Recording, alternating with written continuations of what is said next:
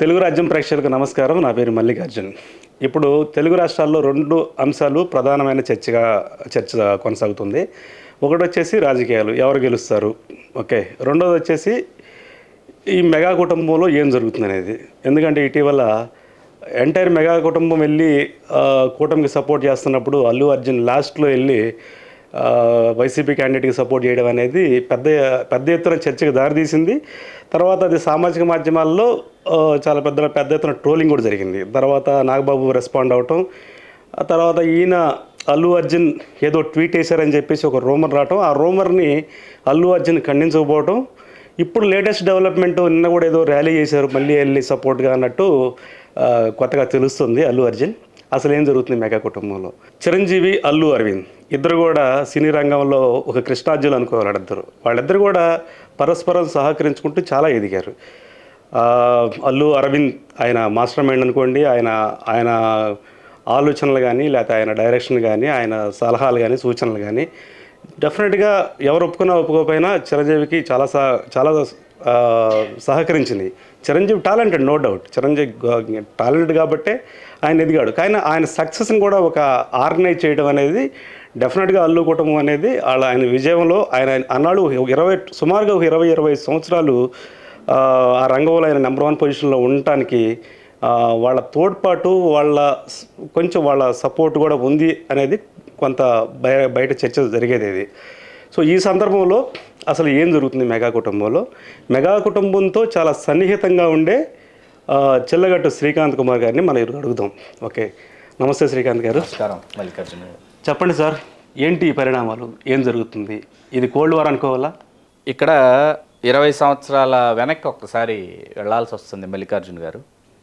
20 సంవత్సరాల వెనక్కి ఎందుకు వెళ్ళాల్సి వస్తుందంటే ఇప్పుడు 2024 ఎన్నికల్లో ఈ పరిణామాలు చోటు చేసుకున్నాయి. ఎందుకంటే చిరంజీవి గారి కుటుంబం అంటే వాళ్ళందరూ, చిరంజీవి గారు, నాగబాబు గారు, పవన్ కళ్యాణ్ గారు ఏ పొత్తు ధర్మంలో అయితే భాగస్వామ్యం వహిస్తున్నారో ఈ కూటమికి వాళ్ళు తమ మద్దతు తెలియజేసినటువంటి నేపథ్యంలో ఐకాన్ స్టార్ అల్లు అర్జున్ వైకాపా అభ్యర్థి నంద్యాల రవిచంద్ర కిషోర్ రెడ్డికి తన మద్దతును తెలియజేయడము, ఆ తర్వాత నాగబాబు గారు చేసిన ట్వీటు, ఆ ట్వీట్కి ప్రతి ట్వీట్ అల్లు అర్జున్ చేశారన్నారు కానీ ఆ ట్వీట్ అల్లు అర్జున్ చేయలేదు, ఆ అకౌంట్ వేరే వాళ్ళు క్రియేట్ చేసినటువంటి అకౌంట్ ద్వారా వచ్చింది, కాబట్టి అల్లు అర్జున్ ఏ విధమైనటువంటి ట్వీట్ చేయలేదు అని ఇవన్నీ మనందరికీ తెలిసినటువంటి.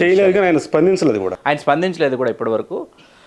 20 సంవత్సరాల వెనక్కి ఎందుకు వెళ్లాల్సి వస్తుంది అని నేను అన్నానంటే సరిగ్గా 20 సంవత్సరాల క్రితం 2004 ఎన్నికలు. 2004 ఎన్నికల్లో చిరంజీవి గారు బాహాటంగా 2 అభ్యర్థులకి ఆయన మద్దతు తెలియజేశారు. ఒకరు విజయవాడ లోక్సభ నియోజకవర్గం నుంచి పోటీ చేస్తున్న సి అశ్విని దత్ గారు, తెలుగుదేశం పార్టీ అభ్యర్థి. అట్లాగే తెలుగుదేశం పార్టీ అభ్యర్థిగా తిరుపతి నియోజకవర్గం నుంచి పోటీ చేస్తున్న ఎన్వి ప్రసాద్ గారు, సినీ నిర్మాత. ఆ సమయంలో ఏమైందంటే అశ్విని దత్ గారికి మద్దతు తెలియజేయటాన్ని చిరంజీవి గారి అభిమానులు ఎవరైతే ఉన్నారో వాళ్ళందరూ కూడా బాహాటంగా వ్యతిరేకించినటువంటి ఒక సందర్భం. ఎందుకు? 2002లో ఇంద్ర విడుదలైంది. ఇంద్ర విడుదలై విజయదుందుభి మ్రోగించింది. అత్యధిక కేంద్రాల్లో సత్యదినోత్సవం, రజతోత్సవం చేసుకుంది. అటువంటి సినిమాని చిరంజీవి గారికి, ఆ ఒక్క సినిమాయే కదా, అంత క్రితం జగదేకుడి అతిలోక సుందరి, చూడాలనుంది వంటి సినిమాలు తీసి, అట్లాగే అల్లు అరవింద్ గారితో కూడా నిర్మాణ భాగస్వామ్యం వహించేటటువంటి అశ్విని దత్ గారికి చిరంజీవి గారి మద్దతు తెలపడాన్ని అధిక సంఖ్యాకులైనటువంటి అభిమానులు వాళ్ళు జీర్ణించుకోలేదు. చిరంజీవి గారి నివాసానికి వారు వచ్చి వారి వ్యతిరేకతను తెలియజేసినటువంటి సందర్భం నాకు ఇప్పటికీ నా కనుల ముందు కదలాడుతూ ఉంది.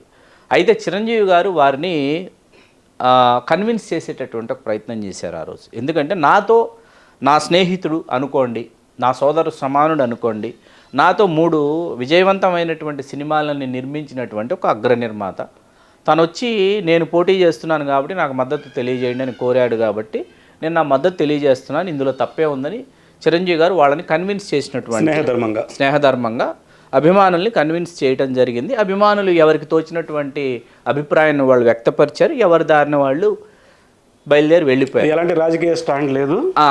ఇక్కడ ఇంకా నేను పూర్తి చేయాలి. అంటే చిరంజీవి గారు ఆ ఎన్నికల్లో ఎవరికి మద్దతు తెలియజేసినట్టు? తెలుగుదేశానికి మద్దతు చేసిన కదా. 2004 ఎన్నికలు. 2004 ఎన్నికల్లో చిరంజీవి గారు తెలుగుదేశం పార్టీ అభ్యర్థి అశ్విని దత్ గారు, తెలుగుదేశం పార్టీ అభ్యర్థే ఎన్వి ప్రసాద్ గారు, వీరిరువురికి తన మద్దతు ఆయన బహిరంగంగా లేఖ రూపంలో కూడా, నాట్ ఓన్లీ విజువల్లీ, ఆయన ప్రింట్ మీడియాలో డైలీ పేపర్స్లో ఆయన పేరిట లేఖలు కూడా వాళ్ళకి మద్దతు తెలియజేస్తూ ప్రచురితమయ్యాయి. సరే, ఇక్కడ వరకు బాగానే ఉంది కదా. అదే సమయంలో అమలాపురం నియోజకవర్గంలో స్వతంత్ర అభ్యర్థిగా, బాగా వినండి, అదే ఎన్నికల్లో అమలాపురం నియోజకవర్గం నుంచి స్వతంత్ర అభ్యర్థిగా కోనసీమ బెబ్బిలిగా అభివర్ణించబడే టైగర్ నల్లా సూర్యచంద్రరావు గారు పోటీ చేస్తున్నారు. ఆయన కోసం నాగబాబు గారు బయలుదేరి అమలాపురం వచ్చి ఉదయం నుంచి రాత్రి వరకు కూడా అమలాపురం నియోజకవర్గానికి సంబంధించినటువంటి పలు కార్యక్రమాల్లో కావచ్చు, పలు సభా కార్యక్రమాల్లో కావచ్చు, రోడ్ షోల్లో కావచ్చు నాగబాబు గారు పాల్గొనటం ఇవాళకి నాకు ఇంకా గుర్తుంది. ఒకవైపు చిరంజీవి గారేమో తెలుగుదేశం అభ్యర్థులకి ప్రచారం చేస్తుంటే, తన మద్దతు తెలియజేస్తుంటే, నాగబాబు గారు నా ఇష్టం, అంతా నా ఇష్టం అని చెప్పి ఆయన స్వతంత్ర అభ్యర్థికి వారు మద్దతు తెలియజేసినటువంటి విషయం. అక్కడ ఉన్నటువంటి ప్రింట్ మీడియా, ఎలక్ట్రానిక్ మీడియా ఎవరైతే ఉన్నారో వారు వచ్చి నాగబాబు గారిని ప్రశ్నించారు. మీ అన్నయ్య చిరంజీవి గారేమో తెలుగుదేశానికి మద్దతు తెలియజేస్తున్నారు, మీరేమో స్వతంత్ర అభ్యర్థికి ప్రచారం చేయడానికి మీరు అమలాపురం నియోజకవర్గానికి ఏకంగా మీరు వచ్చేసారంటే ఇది పూర్తిగా నా వ్యక్తిగత వ్యవహారం, మా అన్నయ్య గారి వ్యవహారంతో నాకు సంబంధం లేదు. పైగా నల్లా సూర్యచంద్రరావు గారు మా కుటుంబానికి ఎంతో కావాల్సినటువంటి వ్యక్తి. అక్కడ మీకు పోటీ చేస్తున్నటువంటి తెలుగుదేశం పార్టీ అభ్యర్థి ఎవరు? రాష్ట్ర మంత్రిగా రాణించినటువంటి, దేవాదాయ ధర్మాదాయ శాఖ మంత్రిగా రాణించినటువంటి డాక్టర్ మెట్ల సత్యనారాయణరావు గారు చిరంజీవి గారి కుటుంబానికి అత్యంత సన్నిహితులు డాక్టర్ మెట్ల సత్యనారాయణరావు. కాంగ్రెస్ అభ్యర్థిగా తాడి తాతారావు గారు పోటీ చేస్తున్నారు. ఈ ముగ్గురు కాపులు కలిసి ముగ్గురు స్పష్టమైన ఓట్ల చీలిక తీసుకొచ్చి మరొక స్వతంత్ర అభ్యర్థి కలుగీత సామాజిక వర్గానికి చెందిన కుడిపూడి చిట్టబ్బాయి గారు గెలుపొందారు 2000 ఎన్నికలు. అది వేరే విషయం. ఇక్కడ నాగబాబు గారు ఇది నా వ్యక్తిగత వ్యవహారం, నాకు నచ్చినటువంటి ఈ ప్రజాస్వామ్య దేశంలో నాకు నచ్చినటువంటి అభ్యర్థి కోసం నేను ప్రచారం చేయడానికి వచ్చాను. మా కుటుంబానికి చాలా కావాల్సినటువంటి వ్యక్తి, నాకు చాలా మంచి మిత్రుడు, ఇతను మంచి నాయకత్వ లక్షణాలు ఉన్నటువంటి నాయకుడు, ఎప్పుడో ఈయన శాసనసభ్యుడు కావాల్సిన వాడు, ఇప్పటి వరకు కాలేకపోయాడు. ఇటువంటి విషయాలన్నీ కూడా నాగబాబు గారు ఆ రోజు మీడియా మిత్రులతో పంచుకున్నటువంటి ఈ సంఘటనలన్నీ నాకు ఒక్కసారిగా 20 సంవత్సరాల క్రితం జరిగినటువంటి సంఘటనలన్నీ నాకు గుర్తొచ్చాయి. ఇప్పుడు ఇక్కడ పవన్ కళ్యాణ్ గారి కోసం చిరంజీవి గారు, అట్లాగే నాగబాబు గారు. చిరంజీవి గారు బాహాటంగా కూటమికి తన మద్దతు తెలియజేస్తున్నానని తెలియజేసినటువంటి సందర్భంగా చిరంజీవి గారి ప్రాథమిక సభ్యత్వం ఇంకా కాంగ్రెస్ పార్టీలోనే కొనసాగుతూ ఉంది. చిరంజీవి గారు కాంగ్రెస్ పార్టీకి రాజీనామా చేశారా లేదా అన్న విషయం తేలాల్సి ఉంది. కాంగ్రెస్ పార్టీ నాయకులు మొన్న జరిగినటువంటి వాళ్ళ ప్రచారాల్లో చిరంజీవి గారు మా పార్టీకి ఇంకా రాజీనామా చేయలేదు, వారు మా పార్టీ సభ్యులే, వారి ప్రాథమిక సభ్యత్వం ఇంకా కాంగ్రెస్ పార్టీలోనే కొనసాగుతూనే ఉంది అని తెలియజెప్పినటువంటి విషయాల్ని కూడా దయచేసి మనం ఇక్కడ ప్రస్తావనకు తీసుకురావాలి, గుర్తు చేసుకోవాలి.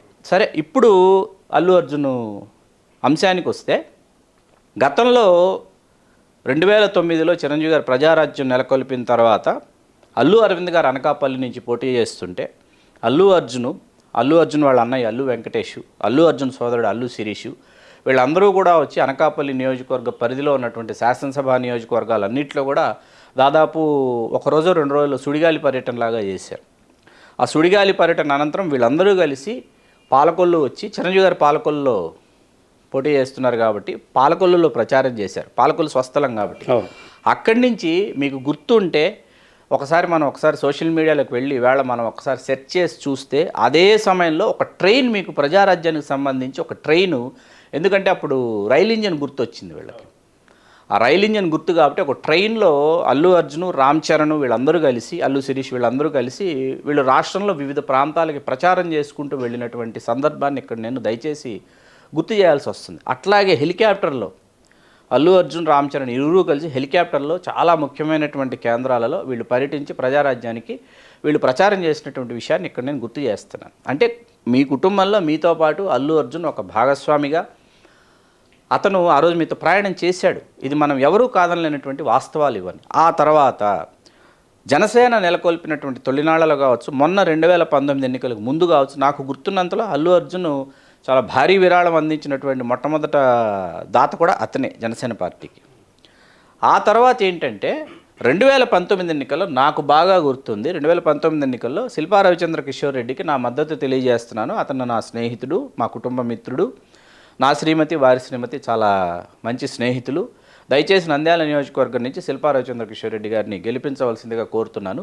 షూటింగ్ ఒత్తిడి వల్ల, పుష్ప జరుగుతుంది అప్పుడు, పుష్ప 1 జరుగుతుంది, ఆ షూటింగ్ ఒత్తిడి వల్ల నేను నంద్యాలకు రాలేకపోతున్నాను ప్రచారానికి. మళ్ళీ భవిష్యత్తులో ఎప్పుడైనా ఎన్నికలు జరిగినప్పుడు నాకు అవకాశం ఉంటే మాత్రం నేను నంద్యాల వస్తానని చెప్పేసి అతను ఒక ప్రచార లేఖని విడుదల చేశారు. అట్లాగే విజువల్గా కూడా దాన్ని అతను మనకు తెలియజేసినటువంటి విషయం నాకు ఇప్పటికీ గుర్తుంది. ఆ మాటకు కట్టుబడి షూటింగ్ దాదాపుగా పూర్తి అయిపోయి ఆ మాటకు కట్టుబడినటువంటి నేపథ్యంలో అల్లు అర్జున్ నంద్యాలకు వెళ్ళి భోజన సమయానికి అక్కడికి వెళ్ళటం జరిగింది. అతను వెళ్ళాడనేటప్పటికి ఏంటంటే ఇవాళ భారతదేశంలో మనం వేళ్ల మీద లెక్క పెట్టగలిగినటువంటి అతి కొద్ది మంది సూపర్ స్టార్స్లో ఇవాళ ఐకాన్ స్టార్ అల్లు అర్జున్ ఖచ్చితంగా నిలిచి తీరుతాడు. రేపటి రోజున అతను ఖచ్చితంగా భారతదేశంలో ఈ సూపర్ స్టార్స్లో తనదైనటువంటి హవాను అతను కొనసాగిస్తాడు. అందులో సందేహం లేదు. పాన్ ఇండియా స్టార్ ఆయన కూడా ఖచ్చితంగా అతను అక్కడికి వెళ్ళాడు అని తెలిసిన వెంటనే అక్కడికి లక్షలాది మంది, వేలాది మంది కాదండి, లక్షలాది మంది జనం అక్కడ గుమిగూడిపోవటం, వారి కోసం అతను వెలుపలికి వచ్చి అభివాదం చేయటం, అట్లాగే అభ్యర్థిని మరొక మారు గెలిపించండి, ఆ రోజు వస్తానన్నాను రాలేకపోయాను, ఆ రోజు ఇచ్చినటువంటి మాటకు కట్టుబడి ఈరోజు నేను వచ్చి తనకు నేను మద్దతు తెలియజేశాడు. అది పూర్తిగా అతని వ్యక్తిగత వ్యవహారం, అతని ఇష్టం. ప్రజాస్వామ్య దేశంలో తనకు నచ్చినటువంటి అభ్యర్థికి ప్రచారం చేయటం, అట్లాగే తనకు స్నేహహస్తం అందించడం, తనకు మద్దతుగా 4 మాటలు మాట్లాడడం నేరమేమీ కాదనమాట. దానిని భూతద్దంలో పెట్టి నాగబాబు గారు చూడడమే హాస్యాస్పదంగా ఉంది. అంటే ఈ సందర్భంగా యాక్చువల్లీ దీని వెనక జరిగిన కొన్ని పరిణామాలు అయితే గత కొన్ని నెలలుగా చూస్తుంటే అంటే మెగా కుటుంబంలో ఎక్కడో ఒక చిన్న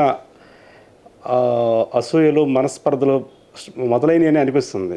అంటే ఇక్కడ అల్లు అరవింద్ గారు తెలియజేసినటువంటి విషయాన్ని నేను మీకు తెలియజేస్తున్నాను. నేను ప్రత్యేకించి ఈరోజు చెప్పేటటువంటి విషయం కాదు. ఇక్కడ అల్లు అరవింద్ గారు గతంలో ఆలీతో సరదాగా ప్రోగ్రాంలో పాల్గొన్న సందర్భంగా అల్లు అరవింద్ గారు వెలిబుచ్చినటువంటి అభిప్రాయాన్ని నేను బలపరుస్తా. ఎందుకు బలపరుస్తా? ఆయన ఏం చెప్పారంటే ఎవరి స్పేస్లో వారు ఉంటూ ఎవరి సత్సంబంధాలని వాళ్ళు సక్రమంగా కొనసాగించుకుంటూ, అట్లాగే నాకు అవకాశం వచ్చినప్పుడు నా సినిమాలో నా పాత్రకి నేను న్యాయం చేస్తూ, ఇదిగో నేను పుష్ప చేశాను అంటే రామ్ చరణ్ ఆర్ఆర్ఆర్ చేశాడు, రేపు పుష్ప 2 వస్తుంది, రామ్ చరణ్ గేమ్ చేంజర్ వస్తుంది అనమాట. ఇది ఒక ఆరోగ్యకరమైనటువంటి పోటీ తప్ప ఈయన పాత్ర ఆయన లాక్కోవడమో, ఆయన పాత్ర ఈయన లాక్కోవడమో, ఈయనకు వచ్చే కథ ఆయన తీసుకెళ్ళిపోవడమో, ఆయనకు వచ్చే కథను ఈయన వినటమో ఇట్లాంటివి ఎక్కడ జరగవండి. ఎందుకు జరగవు అంటే ఇప్పుడు ఒకప్పుడు ఏంటంటే ఒక కథ తయారు చేసిన తర్వాత ఒకప్పుడు దర్శక రచయితలు ఏం చేసేవారంటే ఈ హీరోకైతే కథ బాగుంటుంది, ఈ పాత్ర ఈయనకు సూట్ అవుతుందని చెప్పేసి ఒక సెట్ ఆఫ్ ప్రొడ్యూసర్స్ ఉండేవాళ్ళు. వాళ్ళు డిస్కస్ చేసుకుని ఆ కథని హీరో దాకా తీసుకెళ్ళేటటువంటి వాళ్ళు. ఇవాల్టి రోజుల్లో పరిస్థితి ఎలా ఉందో మీకు నేను చెప్పాలి. ఇప్పుడు అది అల్లు అర్జున్ కావచ్చు, రామ్ చరణ్ కావచ్చు, మహేష్ బాబు కావచ్చు, తారక్ కావచ్చు, ప్రభాస్ కావచ్చు, వీళ్ళు ఏం చేస్తున్నారంటే these 5 heroes are crowd pulling heroes from TFI Telugu film industry.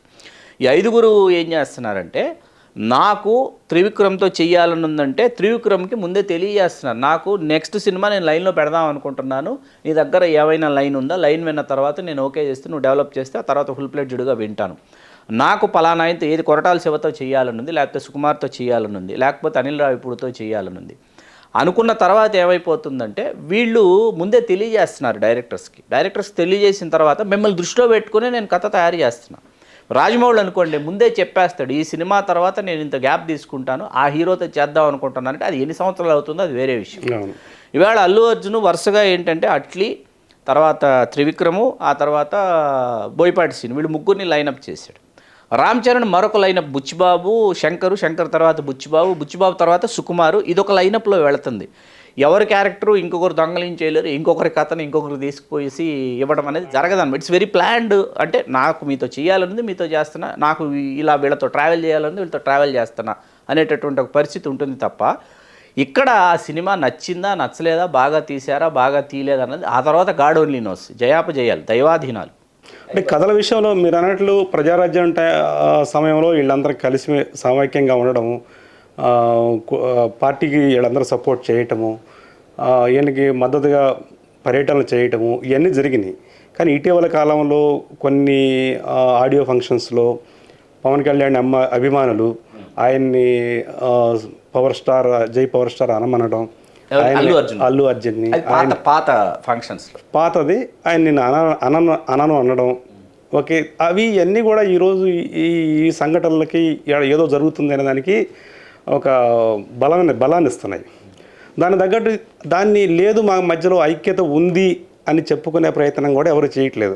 వాస్తవానికి నాగబాబు స్పందించిన తీరు కూడా ఇది ఐక్యత లేదు అని చెప్పడానికి, నిరూపించుకోవడానికి ఇక్కడేం లేదు మల్లికార్జున గారు. ఎందుకంటే నాకు బాగా గుర్తు, మీ అందరూ కూడా చూశారు, డాక్టర్ అల్లు రామలింగ గారి శత జయంతి వేడుకలకి ఉదయం కానీ సాయంత్రం కానీ వీళ్ళందరూ కూడా, సాయంత్రం అంటే చిరంజీవి గారును రామ్ చరణ్ వీళ్ళందరూ సాయంత్రం వేడుకలకి హాజరయ్యారు. ఇవన్నీ మీకు తెలుసు. ఆ రోజందరూ కలిసిమెలిసే ఉన్నారు అందరూ.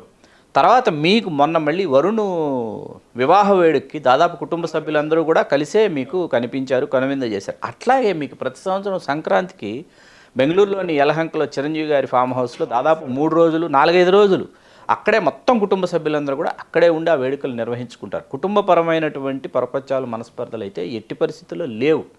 ఇది అతని వ్యక్తిగత వ్యవహారం. దాన్ని ఏంటంటే నాగబాబు గారు ట్వీట్ చేయడం వల్ల ఇది చాలా పెద్ద వ్యవహారంగా, ఎందుకంటే ఒక్కసారిగా ఉబుసుపోకో లేకపోతే అక్కసు వెళ్ళగక్కడానికో నాగబాబు గారు చేసినటువంటి చేష్టగా నాకు కనిపిస్తుంది తప్ప అది పూర్తిగా అతని వ్యక్తిగత వ్యవహారం, అతని ఇష్టం. ఆ మద్దతు తెలియజేయడం అన్నది అతని ఇష్టం. అంటే ఆ నాగబాబు ట్వీట్ కూడా మాకు మద్దతు తెలిపే వ్యక్తి పరాయివాడైనా మావాడే, మాకు మద్దతు తెలపనోడు మావాడైనా పరాయివాడే అనడం అనేది, పరాయివాడే చాలా పదప్రయోగాలు చేశారు నాగబాబు గారు. దయచేసి ఈ మాటకి నేను మల్లికార్జున గారితో పాటు ప్రేక్షకులు అట్లాగే అభిమానులు ఎవరైతే ఉన్నారో వాళ్ళందరికీ కూడా నేను ఈ ప్రశ్న వేస్తున్నాను. 2014 మార్చి 14 జనసేన పార్టీ ప్రారంభోత్సవానికి నోవాటెల్ హోటల్కు వెళ్తున్నటువంటి అభిమానులందరినీ ఉద్దేశించి నాగబాబు గారు వీడియో విడుదల చేశారా, చేయలేదా? ఏమని విడుదల చేశారు ఆ వీడియో?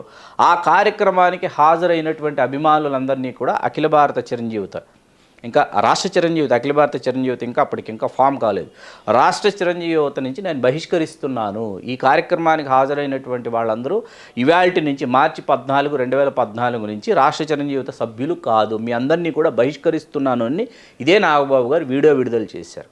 అన్నయ్యతో పాటు చిరంజీవి గారితో పాటు చిరంజీవి గారి మార్గంలో చిరంజీవి గారు బలపరిచేటటువంటి రాజకీయ పార్టీ కావచ్చు, చిరంజీవి గారు అనుసరించేటటువంటి రాజకీయ మార్గంలోనే చిరంజీవి గారి అభిమానులు ప్రయాణించాలే కానీ పవన్ కళ్యాణ్ గారి ఆలోచన విధానానికి కానీ పవన్ కళ్యాణ్ గారి పార్టీకి కానీ ఎట్టి సంబంధం రాష్ట్ర చిరంజీవి యువతకి లేదు అని నాగబాబు గారు ఆ రోజు వీడియో విడుదల చేశారు. ఆ తర్వాత నాగబాబు గారు అనూహ్యంగా కాలప్రవాహంలో వారు ఏమయ్యారంటే ఈ పార్టీకి వారు ముఖ్యమైనటువంటి భూమిక పోషించాల్సి రావటం, ఆ తర్వాత అభిమానులు అందరూ కూడా బేషరతుగా వెళ్ళి జనసేనలో చేరిన తర్వాత చిరంజీవి గారు ఇప్పుడు ప్రాథమిక సభ్యత్వానికి రాజీనామా చేయకుండానే వారు కూటమికి మద్దతు తెలియజేయటం, ఇవన్నీ కూడా వరుస సంఘటనలు జరుగుతూ వచ్చాయి. వీటితో పాటు ఏంటంటే తెలుగు సినిమా పరిశ్రమలో ఉన్నటువంటి చిరంజీవి గారితో సహా చిరంజీవి గారు, రాజమౌళి గారు, రవితేజ గారు, తర్వాత రామ్ పోతినేని, నిఖిలు, ఇట్లా వీళ్ళందరి పేరిట మీకు కూటమి కొన్ని టెంప్లెట్స్ తయారు చేసి సోషల్ మీడియాలో చాలా వీటికి ప్రాధాన్యత కల్పించింది, ప్రాచుర్యం కల్పించింది.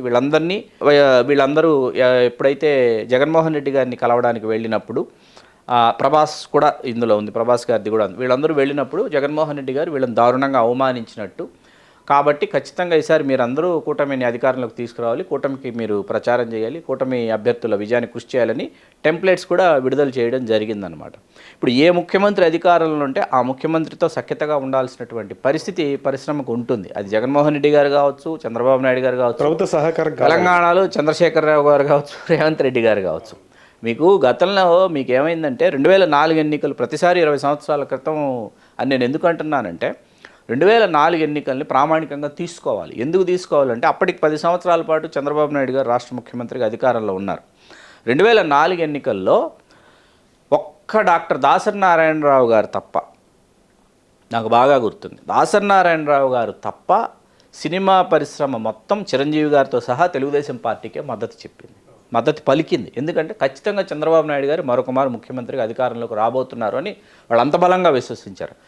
రాజశేఖర రెడ్డి గారు ముఖ్యమంత్రి అయిన తర్వాత వాళ్ళెవరు ఊహించలే. రాజశేఖర రెడ్డి గారు ముఖ్యమంత్రి అయిన తర్వాత ఇదే సినీ పరిశ్రమ డాక్టర్ దాసరి నారాయణరావు గారి సభాధ్యక్షతన మోహన్ బాబు గారి ఆధ్వర్యంలో తెలుగు లలిత కళాతోరణంలో డాక్టర్ వైఎస్ రాజశేఖర రెడ్డి గారికి కనీ విని ఎరుగని రీతిలో సన్మాన కార్యక్రమం ఏర్పాటు చేసి, ఓపెనింగ్ సాంగ్ ఏంటో తెలుసా మీకు? రాజశేఖర రెడ్డి గారు వచ్చి ముఖ్యమంత్రి హోదాలో ఆయన ఆశీనులు అయినారు, క్రింద ముందు వేదిక ఇంకా అలంకరించలా సాంస్కృతిక కార్యక్రమాలు ప్రారంభమై మోహన్ బాబు గారు వ్యాఖ్యాతగా వ్యవహరిస్తున్నారు. మొట్టమొదటి సాంగ్ ఏంటో తెలుసా? రాజశేఖర నీపై మోజు తీరలేదురా అనేటటువంటి పాటతో స్టార్ట్ చేశారు. ఎందుకంటే వాళ్ళకి వరాల జల్లులు కురిపించాలి కాబట్టి ముఖ్యం. ఆ తర్వాత వీళ్ళందరూ డాక్టర్ రాజశేఖర రెడ్డి గారిని కలిశారు. కలిసిన తర్వాత వీళ్ళ ఫస్ట్ ప్రపోజల్ ఏంటంటే, ఈ మూవీ ఆర్టిస్ట్ అసోసియేషన్కి ఇవాళకి ఆ పంచాయతీ తేళ్ళ ఏది భవంతి నిర్మిస్తాం, భవనం నిర్మిస్తాం. ఈ మొన్న మంచు విష్ణు కూడా ఎన్నికల్లో గెలిచింది దీనిని బేస్ చేసుకునే. రాజశేఖర రెడ్డి గారిని అడిగారు, మాకు స్థలం కావాలని మేము పెద్ద భవంతి కట్టుకుంటామంటే, వెంటనే రాజశేఖర రెడ్డి గారు ఏమన్నారో తెలుసా? మురళీమోహన్ గారిని చూపించి, ఈయనకంటే పెద్ద రియల్టర్ ఎవరైనా ఉన్నారా అయ్యా హైదరాబాద్లో, ఈయనకంటే బడా రియల్ ఎస్టేట్ వ్యాపారవేత్త ఎవరున్నారు, ఆయన్ని తీసుకొచ్చి ఆయన ముందు పెట్టుకొని మీరు నన్ను స్థలం అడుగుతా ఉన్నారు, ఇంతకంటే హాస్యాస్పదమైన విషయం ఇంకొకటి లేదన్నారు రాజశేఖర రెడ్డి గారు. మీకు అర్థమైందా? మీకు వరాల జల్లులు కురిపించాల్సి వచ్చేటప్పటికి, స్థలాలు పొలాలు కేటాయించాల్సి వచ్చేటప్పటికేమో ప్రభుత్వం కేటాయించాలి. మీరు మాత్రం 100 కోట్లకి 1000 కోట్లకి మీరు సంపదను మీరు పోగేసుకొని మీరు మాత్రం తిరిగి పరిశ్రమకి ఏమైనా ఇస్తారంటే మీరు ఎప్పుడు ఇస్తారని ఎదురు చూసేటటువంటి ఒక పరిస్థితి. డాక్టర్ మర్రి చెన్నారెడ్డి గారు ముఖ్యమంత్రిగా ఉన్న సమయంలో, నేదురుమల్లి జనార్దన్ రెడ్డి గారు ముఖ్యమంత్రిగా ఉన్న సమయంలో, ఎన్టీ రామారావు గారు ముఖ్యమంత్రిగా ఉన్న కొంత సమయంలో మాత్రము, ఆ తర్వాత డాక్టర్ రాజశేఖర రెడ్డి గారి సమయంలోనే తెలుగు సినిమా పరిశ్రమకు కావాల్సినటువంటి వనరులు, వసతులు, మౌలిక సదుపాయాలు సమకూరాయి. ఇది కాదనలేనటువంటి వాస్తవం. ఇవాళ ఉన్నటువంటి ఫిలిం నగర్ ఏదైతే ఫిలిం నగర్గా పిలువబడుతుందో, ఈ ప్రాంతం డాక్టర్ మర్రి చెన్నారెడ్డి గారు ముఖ్యమంత్రి అయిన తర్వాత మద్రాసు నుంచి, ఇప్పటి చెన్నై నుంచి దయచేసి మీరు అందరూ ఇక్కడికి వస్తే ఇక్కడ పరిశ్రమకి ప్రోత్సాహకాలు అందిస్తానని చెప్పి, స్టూడియోలకు స్థలాలు ఇస్తానని చెప్పి డాక్టర్ మర్రి చెన్నారెడ్డి గారు దీనిని అనుసంధానించినటువంటి వ్యక్తి డాక్టర్ దాసరి నారాయణరావు.